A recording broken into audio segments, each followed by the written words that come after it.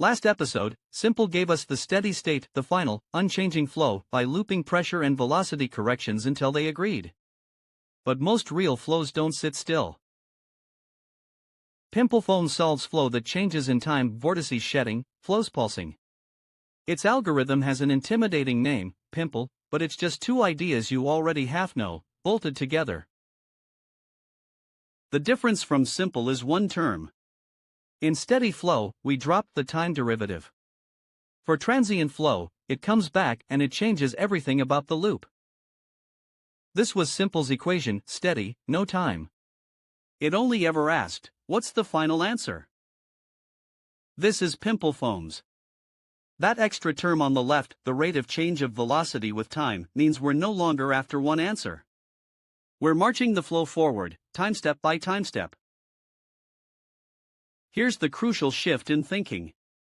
In a transient run, each single timestep is a complete pressure-velocity problem in its own right, and it must be solved before we're allowed to step forward. Picture the simulation as a series of instants in time. To get from one instant to the next, we can't just take a single step. The pressure and velocity at the new time have to be consistent with each other.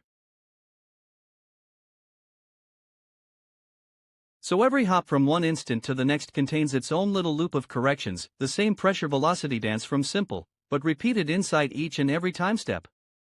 That inner loop is what Piso and Pimple organize.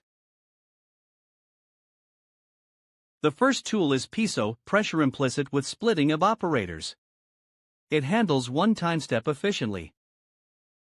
It starts like Simple, a momentum predictor gives a first velocity from the current pressure. Then a pressure correction fixes that velocity to conserve mass. But Piso's trick is to do this correction more than once per step, usually twice, cleaning up the leftover error each time.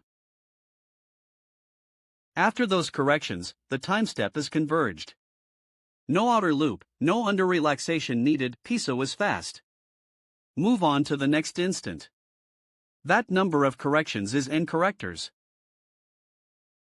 Piso is efficient, but it comes with a catch you already met in episode 6, it only stays stable if the Courant number is below 1. Pure Piso needs the fluid to move less than one cell per timestep.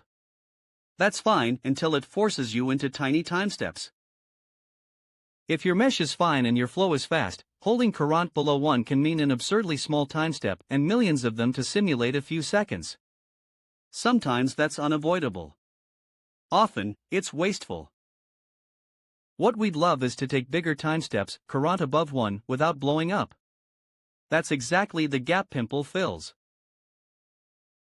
Here's the whole idea in one picture. Take Piso's corrections, and wrap them inside Simple-style outer iterations, all within a single timestep. The inner loop is Piso, predict and correct, just as before. The outer loop repeats that whole Piso process several times per timestep, with a little under relaxation, borrowing Simple's stability trick. Those extra outer passes are what let you push the Courant number well above 1 and still converge each step. So Pimple is genuinely the best of both, Piso's efficiency, Simple's robustness, chosen per timestep. Set the outer loop to 1, and Pimple simply becomes Piso. All of that lives in the Pimple dictionary, and it comes down to 3 numbers. An nOuterCorrectors is the outer loop count. 1 turns Pimple into plain Piso for small timesteps, 2 or more buys you stability at large timesteps. nCorrectors is how many pressure corrections Piso does inside each pass, usually 2. And then non-orthogonal correctors adds extra passes to handle skewed, non-orthogonal cells, straight from the mesh quality lesson in episode 3. Which leaves one practical question, steady or transient? The answer picks your solver. If you only want the end-state, steady airflow over a fixed building, a pipe running at a constant rate, use simpleFoam. It's faster to that answer. If the flow genuinely changes with time and you care about the how vortices shedding off a cylinder, a pulsing inlet, moving geometry, you need pimpleFoam. That's pimpleFoam. The time term brings back a per timestep problem, Piso corrects it efficiently, and Pimple wraps Piso in an outer loop so you can take big, stable timesteps. Same pressure velocity idea as simple, now marching through time. We can now solve steady and unsteady flow. But we've quietly assumed the flow is smooth, and real flows, at real speeds, are turbulent, chaotic across a huge range of scales.